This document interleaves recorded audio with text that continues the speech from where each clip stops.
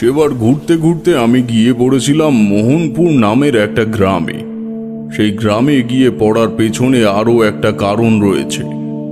সেই গ্রামের শ্মশানে নাকি এক সাধক বেশ কিছুদিন ধরে রয়েছে, এমন একটা খবর পেয়েছিলাম। সেই খবর পেয়েই সেখানে যাওয়ার জন্য মন কেমন চঞ্চল হয়ে উঠেছিল। তোমরা জানো, সাধু সন্ত পেলে আমি বেরিয়ে পড়ি। তাদের সাথে থেকে তাদের কাছে অনেক কিছু জানার প্রবল ইচ্ছে আমায় বারবার আকর্ষণ করে। তেমনই ইচ্ছে হওয়ায় আমি মোহনপুর গ্রামের শ্মশানে উদ্দেশ্যে বেরিয়ে পড়লাম। কিন্তু শ্মশানে গিয়ে দেখি সেই সাধক আর সেখানে নেই, সেখান থেকে চলে গেছে। তাই নিরুপায় হয়ে একরকম মনক্ষুণ্ণ হয়েই সেখান থেকে মোহনপুর গ্রামে গিয়ে ঢুকলাম। জল তেষ্টায় ক্লান্ত হয়েছিলাম বলে গ্রামের একটা বাড়িতে জল খাওয়ার জন্য গিয়ে উপস্থিত হলাম। তার ঘরের দরজার কাছে দাঁড়িয়ে বললাম, বাড়িতে কেউ আছো? একটু জল খাওয়াতে পারবে? আমি পথিক, জলের জন্য কষ্ট পাচ্ছি। ঘরের ভেতর থেকে একজন উত্তর দিল, দাঁড়ান, এক্ষুনি আনছি। জল নিয়ে এসে সে আমার হাতে দিতে যাবে এমন সময় সে থমকে গেল। আমি তার মুখের দিকে ভালো করে তাকাতেই দেখলাম সে যে দৃষ্টিতে আমার দিকে তাকিয়ে আছে তাকে ভয় আর রাগ দুটোই বলা চলে। আমি তার অবাক মুখের দিকে তাকিয়ে তার হাত থেকে জলের গ্লাসটা নিতে যেতেই সে সেই গ্লাসটা মাটিতে ছুঁড়ে ফেলে দিল। এমন একটা ঘটনায় আমি অবাক হয়ে গেলাম। সে তখনই বলে উঠল, আমাদের এত বড় ক্ষতি করে দিয়ে যাওয়ার পরেও আপনার স্বাদ মেটেনি? আবার আবার এসেছেন আমাদের বাড়িতে? তার কথা শুনে আমি কিন্তু বেশ অবাক হলাম, কারণ এই বাড়িতে তো দূর, এই গ্রামে আমি এর আগে কখনো আসিনি। তাই একটু অবাক গলাতেই বললাম, এসব কি বলছো বলো তো? আমি তোমার বাড়িতে জীবনে কখনো আসিনি, এই গ্রামেই আমি কখনো পা রাখিনি। আবার মিথ্যে কথাও বলছেন। এই 7 দিনের মধ্যে আপনার গায়ের রং এতটা ফর্সা হয়ে গেল কি করে? আর মাথার চুল এত ছোট করলেন কিভাবে? কথাটা বলতে বলতে সে আমায় যে ভালো করে নিরীক্ষণ করছে সেটা বুঝতে পারছিলাম। আমার এবার একটু রাগ হলো। আমার মুখের সামনে থেকে সে জলের গ্লাস ফেলে দিয়েছে, তার উপর এমন সব অদ্ভুত কথা বলছে। তাই বললাম, পথিক জল কষ্টে তোমার কাছে জল চেয়েছে, তুমি তার মুখের সামনে থেকে জলের গ্লাস ফেলে দিলে? তা তোমার এতে যাতে কোনো ক্ষতি না হয় তার প্রার্থনা আমি মধুসুন্দরী দেবীর কাছে করব। তবে ভবিষ্যতে কখনো এমন কাজ করো না, এতে তোমারই পাপ বাড়বে। চললাম আমি। কথাটা বলে পিছু ফিরে কয়েক পা হেঁটে এসেছি, হঠাৎ পেছন থেকে সে ডেকে বলল, দাঁড়ান দাঁড়ান দাঁড়ান দাঁড়ান ঠাকুরমশাই, সত্যি করে বলুন তো, আপনি কে? আপনি কি সে নন? আমি একটা ব্যাপার বুঝতে পেরেছিলাম, সে বোধহয় আমার সাথে অন্য কাউকে গুলিয়ে ফেলেছে। তাই মনের জমতে থাকা রাগ আর খারাপ লাগা টুকুকে সামান্য দমিয়ে রেখে তার দিকে ঘুরে বললাম, সত্যি বলছি, আমি তোমাদের গ্রামে এর আগে কখনো আসিনি, তোমার সাথে আমার কোনোদিনও দেখাই হয়নি। সে আরও কিছুক্ষণ আমার দিকে তাকিয়ে রইল, তারপর আমার চারপাশে একবার ঘুরে নিয়ে দেখে বলল, কিন্তু এতটা মিল কি করে হয় ঠাকুরমশাই? তার গায়ের রং সামান্য চাপা, আর তার শরীর থেকে একটা উৎকট গন্ধ বেরিয়ে আসে। মাথার চুল আপনার চেয়ে বেশ খানিকটা বড়, তবে এছাড়া আর কোনো পার্থক্য নেই। না না, আর হ্যাঁ, তার পিঠের কাছে একটা বড় জরুল ছিল, আপনার তা নেই। আমার ভুল হয়েছে ঠাকুরমশাই, আপনি একটু দাঁড়ান, আপনার জন্য এক্ষুনি জল নিয়ে আসছে। তার কথায় কিন্তু তখন আমি কিছুই বুঝে উঠতে পারছিলাম না। অবাক হয়ে তার বাড়ির দাওয়ার উপর বসলাম। মনে মনে বুঝতে পারছিলাম সে কিছু একটা ভুল করছে। আমায় তাহলে কি কারো সাথে গুলিয়ে ফেলল?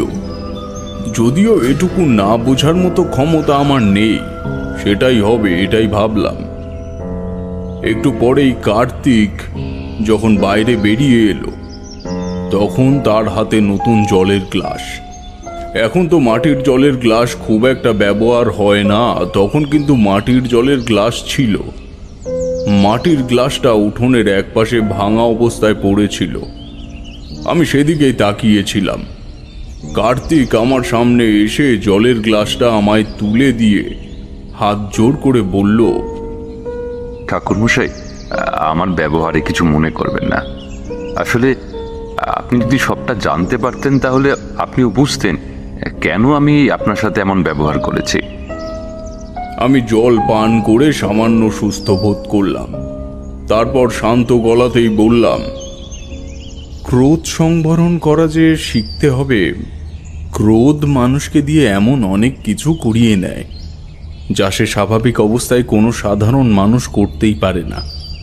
নিজের ক্রোধকে সংবরণ করা শেখো, না হলে কিন্তু বিপদে পড়বে। আচ্ছা, এখন বলো তো আসলে কি হয়েছিল? গল্প শুরু করার আগেই তারানাথ প্রথমেই আমাদের বলে দিয়েছিল যে সে তার মতোই দেখতে আরো একজনকে দেখেছিল। তাছাড়া কার্তিকও তেমনই একটা আভাস দিয়েছিল। তাই আমাদের ব্যাপারটা বুঝতে খুব একটা অসুবিধা হচ্ছিল না।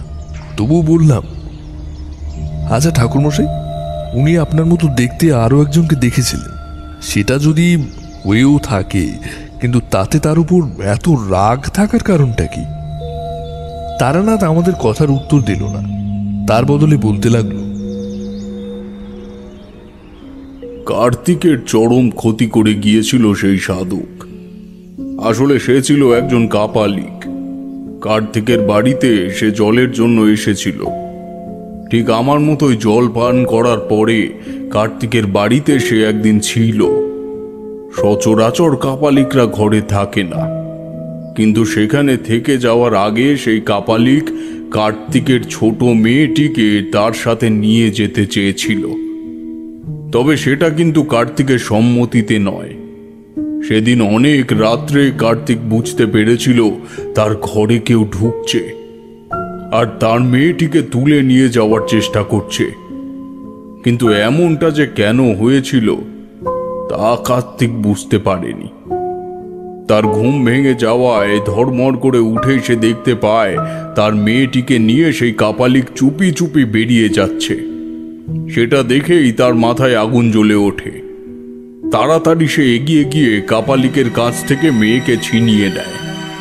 কাপালিক যখন তার উপর রেগে তাকে বলেছিল ওই মেয়েটিকে বলি দিতে পারলে তার সাধনা সিদ্ধ হবে, তাই সে কার্তিকের কাছে ওই মেয়েটিকে চেয়েছিল। তার বদলে সে কার্তিক যা চাইবে তাকে তাই দেবে। কিন্তু কার্তিক কিছুই চায়নি। কেই বা চায় নিজের মেয়েকে ওরকম একটা পাষণ্ড কাপালিকের কাছে নিজের হাতে তুলে দিতে, যে মেয়েকে কাপালিক আবার বলি দেবে বলে চেয়ে নিয়ে যাচ্ছে। এই নিয়ে কার্তিক আর কাপালিকের সাথে সামান্য কথা কাটাকাটি হয়। তারপর কাপালিক চলে যাওয়ার সময় বলেছিল, যে মেয়েকে বাঁচাতে তুই আমার সাথে দুর্ব্যবহার করলি, সেই মেয়েকে তুই বাঁচাতে পারবি না। মাত্র 3 দিনের মধ্যে তোর মেয়ে মারা যাবে। কার্তিক ভয়ে মেয়েকে বুকের মধ্যে শক্ত করে জড়িয়ে ধরেছিল। কাপালিক রাগী দৃষ্টি তাদের দিকে নিক্ষেপ করে সেখান থেকে চলে গিয়েছিল। কিন্তু তার মাত্র 3 দিনের মাথায় সাপের কামড়ে মেয়েটি মারা যায়। বাড়ির মধ্যে সাপ আসাটা অস্বাভাবিক কিছু নয়, কিন্তু ঘরের মধ্যে সেই সাপ ঘুমন্ত মেয়েটিকে কেটেছিল। আর সেই কারণেই কার্তিকের সেই কাপালিকের উপরে রাগ হয়েছে। সে আমায় প্রথম দেখে সেই কাপালিক ভেবেই আমার সাথে এমন খারাপ ব্যবহার করেছিল। সমস্ত কথা বলতে বলতে কার্তিক কেঁদে ফেলেছিল। তার চোখের কোল বেয়ে জল নেমে আসতে লাগলো। কার্তিকের স্ত্রীও দরজার একপাশে দাঁড়িয়ে শাড়ির আঁচলে মুখ লুকোলো। কথা শেষ করে কার্তিক বলল, ঠাকুর মশাই, মারা যাওয়ার আগে মেয়েটা রাতের বেলা 2 দিন ভয় পেয়ে উঠেছিল।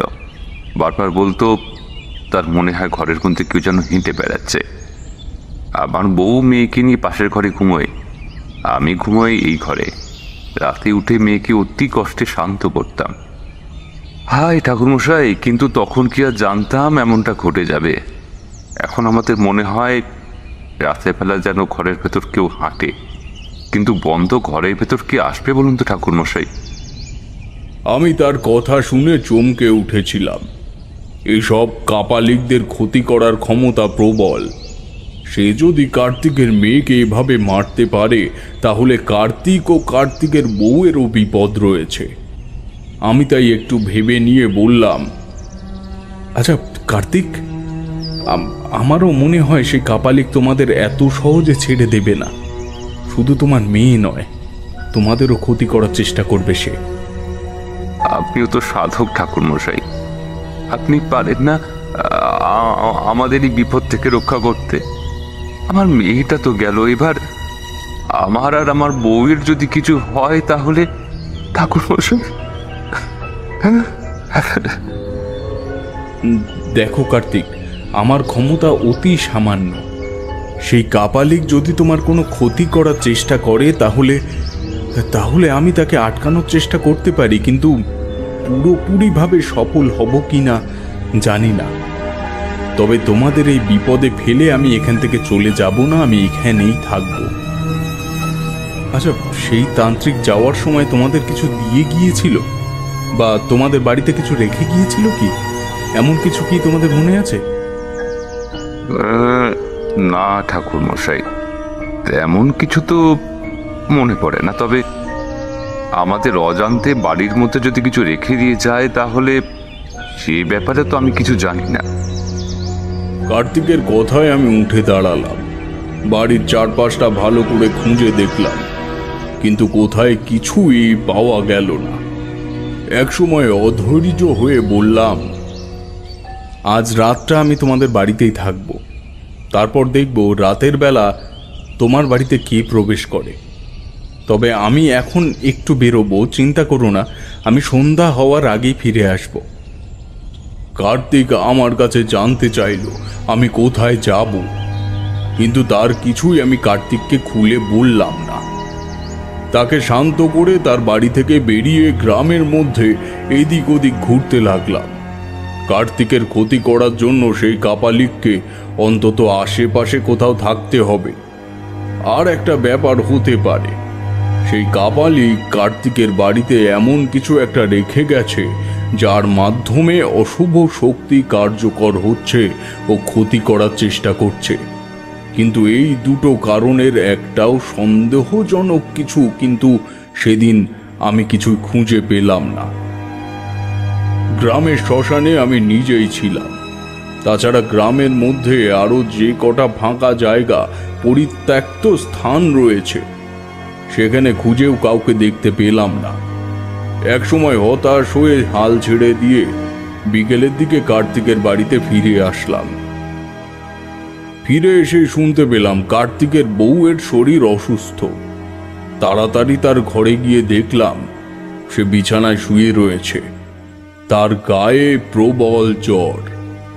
জ্বরের মধ্যে সে আবোল তাবোল বকেই চলেছে। তার কথাগুলো অনেকটা এরকম, আমি কোথাও যাব না, কোথাও যাব না, আমি কোথাও যাব না। আমায় ছেড়ে দাও, ছেড়ে দাও আমায়।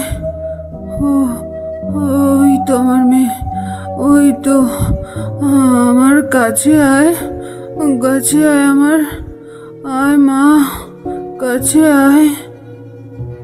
জ্বরের ঘোরে তখন প্রলাপ বকা শুনে আমি কেমন যেন চমকে উঠলাম।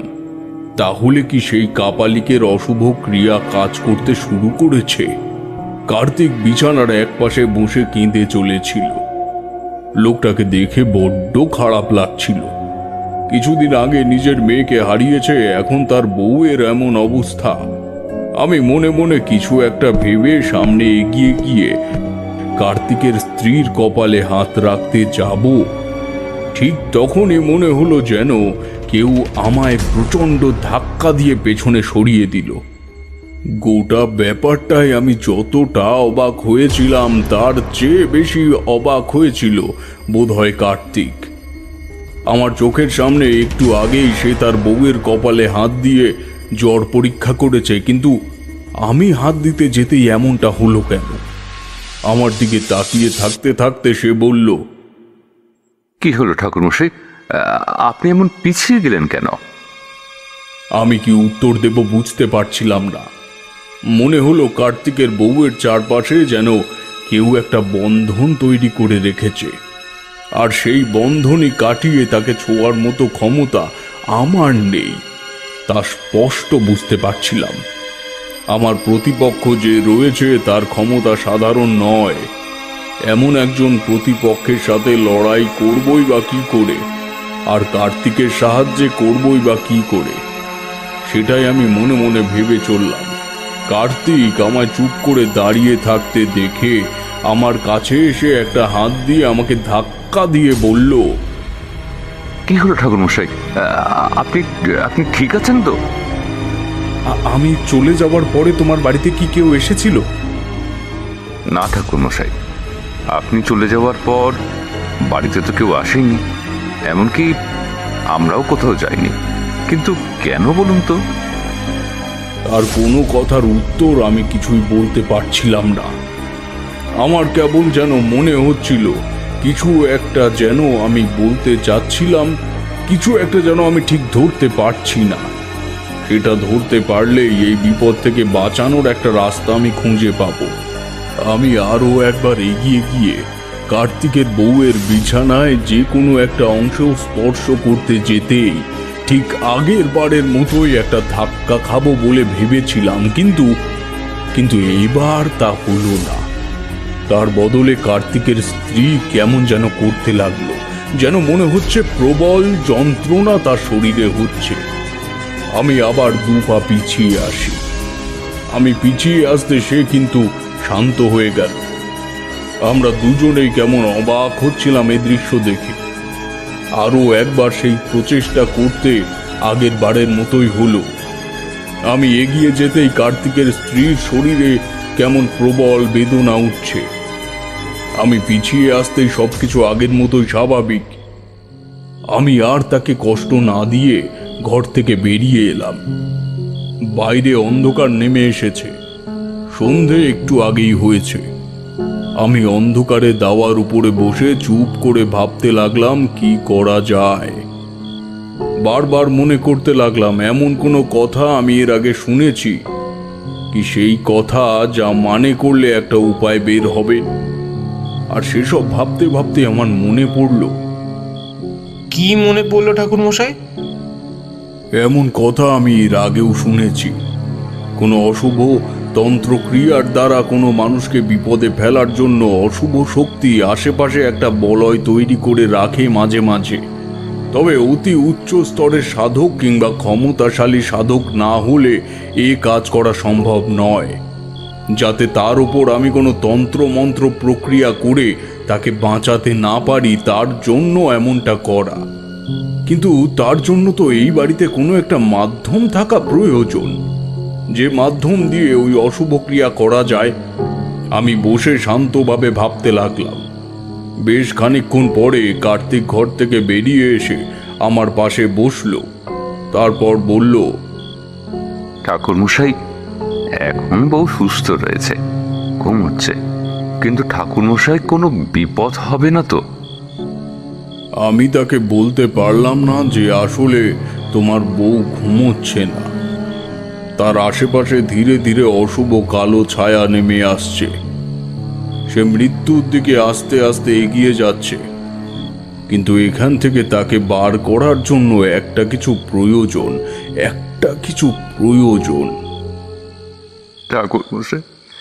ঠাকুরমশাই, আমার বউ বাঁচবে তো? আমার বউ বাঁচবে তো ঠাকুরমশাই? তার কথার কোনো উত্তর আমি দিতে পারলাম না।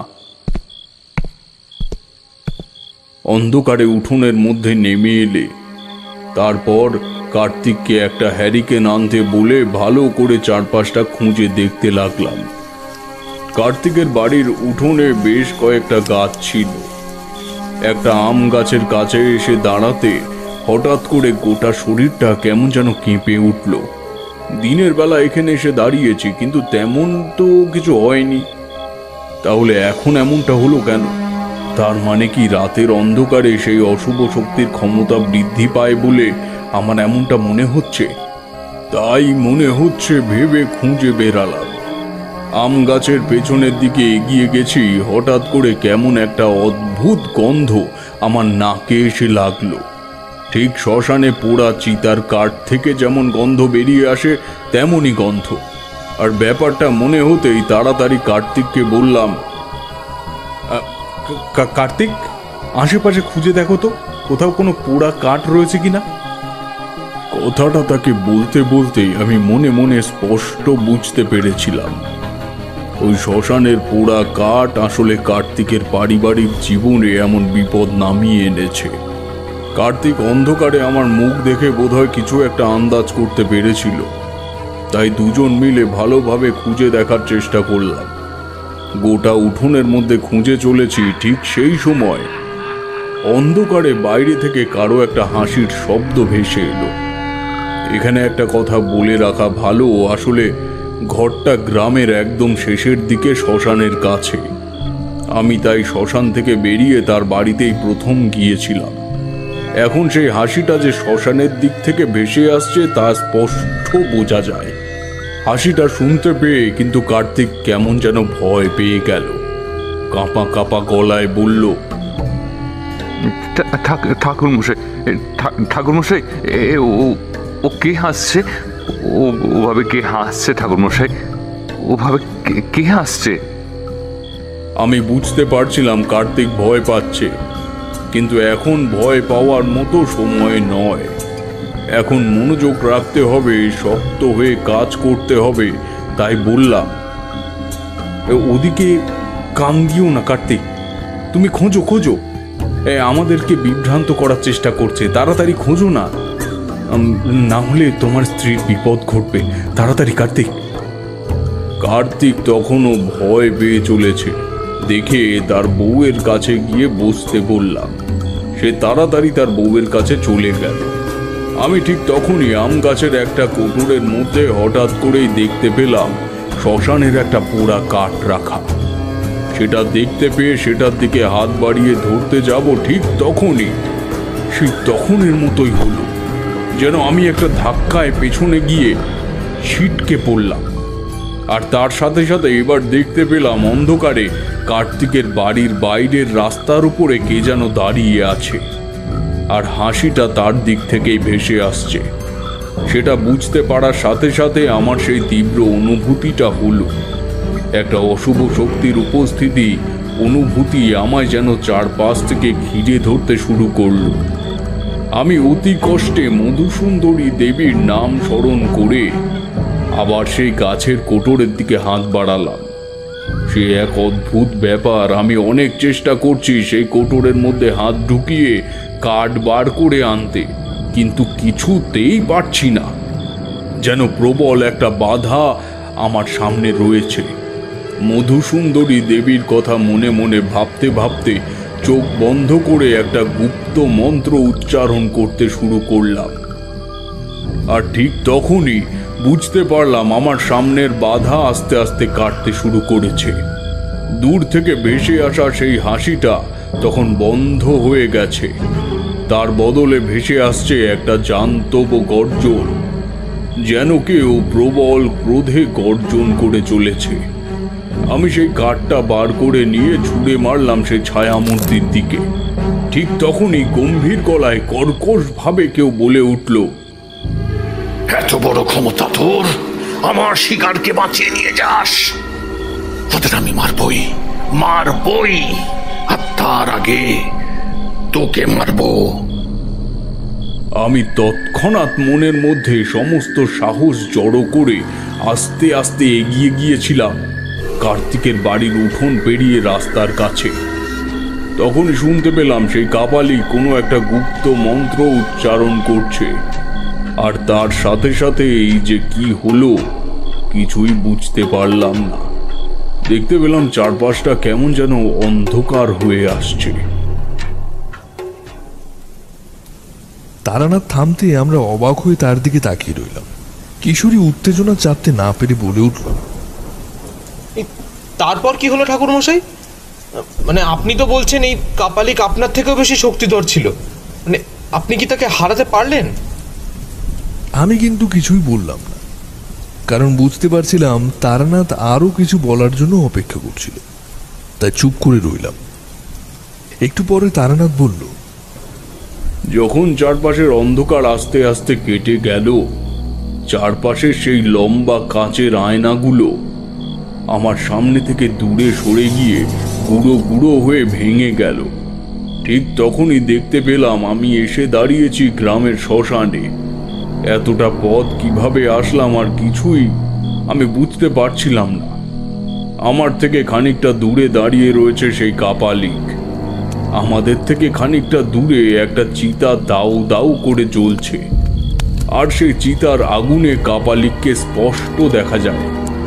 আমি তাকে দেখতে পেয়ে ভীষণ রকম ভাবে চমকে উঠলাম, কারণ তার গায়ের রং আমার চেয়ে সামান্য কালো, মাথার চুল আমার চেয়ে সামান্য লম্বা, কিন্তু এগুলো ছাড়া তার সাথে আমার কোনো পার্থক্য নেই। যেন আমার সামনে কেউ একটা আয়না দাঁড় করিয়ে দিয়ে গেছে। সেই আয়নায় আমার সামান্য কালো দেখাচ্ছে, চুলের ব্যাপারটা বোঝা সম্ভব নয়, কারণ তার মাথায় জটা। আমি অবাক হয়ে তার দিকে তাকিয়ে রয়েছি। সে আমার দিকে তাকিয়ে হেসে বলল, তোর জন্যই তো অপেক্ষা করছি আমি, তোর জন্য।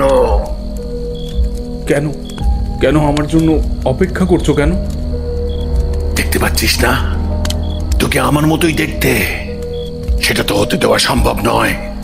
আজ এখানেই তোর শেষ দিন। এখান থেকে তুই আর বেঁচে ফিরতে পারবি না। তার কথা শুনে কেমন জানি চমকে উঠলাম। আশেপাশে অন্ধকার আর সেই চিতা ছাড়া আর কিছুই নেই। সেই কাপালিক তখনও হেসে চলেছে, আর তার সাথে বিড়বিড় করে কি যেন মন্ত্র পড়ে চলেছে। আমি বুঝতে পারছিলাম আমার আশেপাশে একটা বন্ধনী গড়ে উঠছে। আমি প্রবল চেষ্টা করেও সেখান থেকে এক পা সরাতে পারলাম না। সেই কাপালিক আরো একবার হাসতে হাসতে বলে উঠল, তবে তোকে মারতে একটু খারাপ লাগবে। যতই হোক, তোকে দেখতে আমার মতো। আসলে গোটা দুনিয়ায় আমার মতো দেখতে আরো মোট 6 জন লোক রয়েছে, জানিস? তবে তাদের সবার সাথে আমার দেখা হয়ে গেছে। শুধু তোর সাথে দেখা হওয়াটাই বাকি ছিল। এখন সেটা হয়ে গেল। কিন্তু তুই যদি ওদের সাহায্য না করতে যেতিস, তাহলে হয়তো আমি তোকে কিছুই করতাম না। তুমি ওদের ক্ষতি করতে চাইছো কেন? ওদের মেয়েকে তুমি মেরেছো, এখন কার্তিকের স্ত্রীকেও মারতে চাইছো কেন? কাপালিক যেন গর্জে উঠল, তারপর বলল, আমি ওই মেয়েটিকে চেয়েছিলাম। মেয়েটি সুলক্ষণ যুক্ত ছিল। ওর বলি দিতে পারলেই আমার সাধনা সিদ্ধ হতো। ওই মেয়েকে বলি দিতে পারলে 11টা বলির সমান বলি হবে। কিন্তু ও শুনল না আমার কথা। ওকে আমি তার জন্য সমস্ত কিছু দিতে পারতাম, কিন্তু না। তার কথায় আমি কেমন যেন চমকে উঠলাম। এত নৃশংস হতে পারে মানুষ? একটি বাচ্চা মেয়েকে বলির জন্য চেয়েছে, আর তা দেয়নি বলে তাদের ক্ষতি করতে চাইছে। তাই একটু জোরের সাথেই বলে উঠলাম, এতটা নৃশংস মানুষ হয় কি করে? একটা বাচ্চা মেয়েকে বলির জন্য চাইছো, তোমার লজ্জা করে না? লজ্জা? লজ্জা করবো কেন রে? মায়ের কাছে বলি দেওয়ার জন্য চাওয়াটা কি অপরাধ? অপরাধ নয়। তুই এসব বুঝবি না। শুধু লাল রঙের কাপড় পরে রুদ্রাক্ষের মালা জড়িয়ে ধরলেই সাধক হওয়া যায় না রে। সাধক হওয়ার জন্য নরবলি দিতে হয়, ক্ষমতা অর্জন করতে হয়। ক্ষমতা, এই দেখ আমার ক্ষমতা। কথাটা বলেই সে কাপালিক এক মুঠো ধুলো তুলে নিয়ে গুপ্ত মন্ত্র পড়ে আমার দিকে ছুঁড়ে দিতে আমি দেখতে পেলাম আমার চারপাশে গোল করে আগুনের বলয় তৈরি হলো। সেই আগুনের তাপ আমার মুখে পর্যন্ত এসে লাগতে শুরু করলো। সেই কাপালিক হাসতে হাসতে বলল, চাইলেই আমি এক্ষুনি তোকে এই আগুনে পুড়িয়ে মারতে পারি, কিন্তু আমি তা করব না। তোকে আমার মতন দেখতে, তোর ক্ষতি আমি করতে চাই না। তাই তাই তুই চলে যা, তোকে আমি ছেড়ে দিচ্ছি। তুই এখান থেকে চলে যা, ওদের কোনো সাহায্য করার চেষ্টা তুই করবি না। আগুন তখন আস্তে আস্তে বাড়তে শুরু করেছে, যেন মনে হচ্ছিল এক্ষুনি আমি পড়ে যাব। কাপালিক আরো একবার বলল, কথা দে আমায়, তুই এখান থেকে চলে যাবি, তাহলে তোকে এক্ষুনি ছেড়ে দেবো, আর নইলে। তার কথা শেষ হওয়ার আগেই আমি বলে উঠলাম, না, আমি ওদের সাহায্য না করে এখান থেকে যাব না। আমার দীক্ষাগুরু আমায় বলেছিলেন, মানুষের সাহায্য করার জন্যই তন্ত্র, মানুষের ক্ষতি করার জন্য নয়। তুমি চাইলে আমার ক্ষতি করতে পারো, কিন্তু আমি বেঁচে থাকতে ওদের ছেড়ে এখান থেকে যাব না। কাপালিক হঠাৎ করে উঠে দাঁড়িয়ে আর এক মুঠো ধুলো আমার দিকে ছুঁড়ে দিয়ে বলল, তাহলে মর তুই। আমি দেখতে পেলাম আমার চারপাশের আগুনটা যেন আরো বাড়তে শুরু করেছে। এক্ষুনি সেই আগুন আমায় ঝলসে দেবে, আমি এখান থেকে আর বেঁচে ফিরতে পারবো না।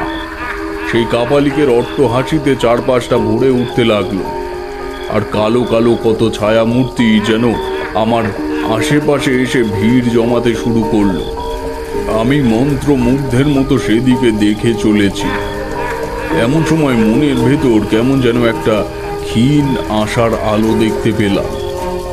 আমি হঠাৎ করে মনে মনে মধুসুন্দরী দেবীকে স্মরণ করলাম। চোখ বন্ধ করে রইলাম। চোখ বন্ধ করে সেই কাপালিকের হাসির শব্দ ছাড়া আরো খাড়া যেন শ্মশানের আশেপাশে হেসে উঠছে তা বুঝতে পারছিলাম। আমি চোখ বন্ধ করে রইলাম, বুঝতে পারছিলাম আগুন আমায় স্পর্শ করতে শুরু করবে এক্ষুনি। আর ঠিক তখনই কাপালিকের হাসি থেমে গেল। তার হাসি থেমে যেতেই আমি একটা ব্যাপার বুঝতে পারলাম। হঠাৎ করে যেন বৃষ্টি নেমে এসেছে। কোথা থেকে বৃষ্টি নেমে এলো কে জানে, কারণ আকাশে মেঘের চিহ্ন মাত্র এর আগে আমি দেখতে পাইনি। এখন উপরের দিকে তাকাতেই বুঝতে পারলাম গোটা আকাশটা কালো মেঘে ছেয়ে গেছে, আর সেই আগুনের ওপর বৃষ্টির জল এসে পড়ছে। আগুন নিভে গেছে, আর আমার আশেপাশের বলয় যেন ধীরে ধীরে কমে আসতে শুরু করেছে। আমি বুঝতে পারছিলাম আমি নড়াচড়া করার শক্তি ফিরে পাচ্ছি। সেই কাপালিক গর্জে উঠে বলল, কে কে বাঁচাচ্ছে তোকে? কে বাঁচাচ্ছে বল? মানুষের ভালো করার উদ্দেশ্য থাকলে সাহায্য করার জন্য কারো অভাব হবে না। তুমি মানুষের ক্ষতি করছো, তাই তোমারও ক্ষতি হবে। একবার তোমার পেছনের দিকে তাকিয়ে দেখো, দেখো তাকিয়ে। আমি বুঝতে পেরেছিলাম এইখানে মধুসুন্দরী দেবী আমায় সাহায্য করবে। আমি তাকে স্মরণ করেছি, সে আমায় কোনো বিপদ হতে দেবে না। সেই বৃষ্টি নামিয়েছিল, আর তখনই সেই কাপালিকের পেছনে শ্মশানে জ্বলতে থাকা চিতাটার পাশে আমি কালো একটা ছায়া মূর্তিকে দাঁড়িয়ে থাকতে দেখলাম। কাপালিক বোধহয় কিছু একটা বুঝতে পেরেছিল, তাই পেছনের দিকে ঘুরে এক মুঠো ধুলো তুলে নিয়ে সেদিকে ছুঁড়ে মারতে লাগলো, কিন্তু কিছুই হলো না। একটা আগুনের উল্কা বাতাসে দেখা দিয়ে মিলিয়ে গেল। কাপালিক রাগান্বিত ও বিরক্তিকর স্বরে বলল, আমার আমার ক্ষমতা কাজ করছে না। কে কে আছে এখানে? কে? আর তুই বা কে? তোকে সাহায্য করছে কে? আমি এবার মনের জোর ফিরে পেয়েছিলাম, তাই বললাম, মধুসুন্দরী দেবী। চিতার আগুনটা ততক্ষণে নিভে আসতে শুরু করেছে। কাপালিক বুঝতে পেরেছিল এভাবে সে আমার কোনো ক্ষতি করতে পারবে না, তাই বলল, আজ তুই বেঁচে গেলি, কিন্তু কোনো না কোনো দিন আমি এর বদলা নেবই। তোকে সেদিন আর কেউ বাঁচাতে পারবে না। কথাটা বলে অন্ধকারে সেই কাপালিক শ্মশানের মধ্যে কোন দিকে যে চলে গেল তা আমি বুঝতে পারলাম না। বেশ খানিকক্ষণ দাঁড়িয়ে তাকিয়ে থাকার পর বুঝতে পারলাম সেটার এক পাশে এসে দাঁড়ানো সেই ছায়া মূর্তিটা কখন যেন হাওয়ায় মিলিয়ে গেছে। চারপাশটা কেমন একটা শুভ গন্ধে ভরে উঠেছে। আমি আর সময় নষ্ট না করে তাড়াতাড়ি কার্তিকের বাড়িতে ফিরে এলাম।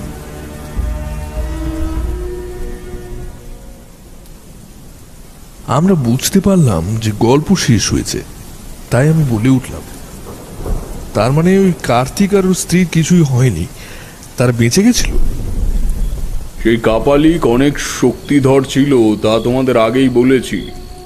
সেই কাপালিক আসলে আমায় সেখান থেকে সরিয়ে শ্মশানে নিয়ে গিয়েছিল ওদের ক্ষতি করার জন্য। আমি শেষ রাত্রের দিকে কার্তিকের বাড়িতে ফিরে এসে দেখতে পেলাম কার্তিক তার বউয়ের বিছানার এক পাশে কখন যেন ঘুমিয়ে পড়েছে। তাকে ধাক্কা দিয়ে তুলতে যাওয়ার আগে চোখ পড়ল কার্তিকের স্ত্রীর দিকে। তার মুখটা হা হয়ে রয়েছে, চোখের দৃষ্টি খোলা, কয়েকটা মাছি শরীরের আশেপাশে ঘুরে বেড়াচ্ছে। আমি এগিয়ে গিয়ে তার কপালে হাত রাখতেই বুঝতে পারলাম গোটা শরীরটা ঠান্ডা হয়ে আসতে শুরু করেছে। কার্তিকের ঘুম ভাঙতে সে সমস্তটা দেখে আর নিজেকে ধরে রাখতে পারল না। কাঁদতে কাঁদতে আমার পায়ের উপরে পড়ে বলল,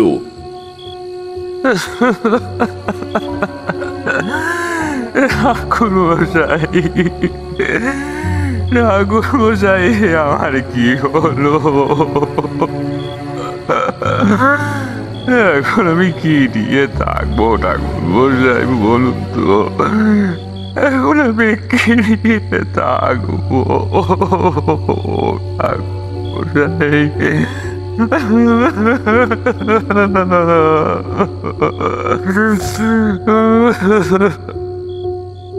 আমি তার কথার উত্তর দিতে পারিনি। কোনো রকমে তাকে শান্ত করে সেদিন সকালেই গ্রাম থেকে চলে এসেছিলাম। তোমরা জানো, মৃত্যু আমি নিজের চোখে দেখতে পারি না। সেসব আমার কখনোই সহ্য করতে বা দেখতে ভালো লাগে না।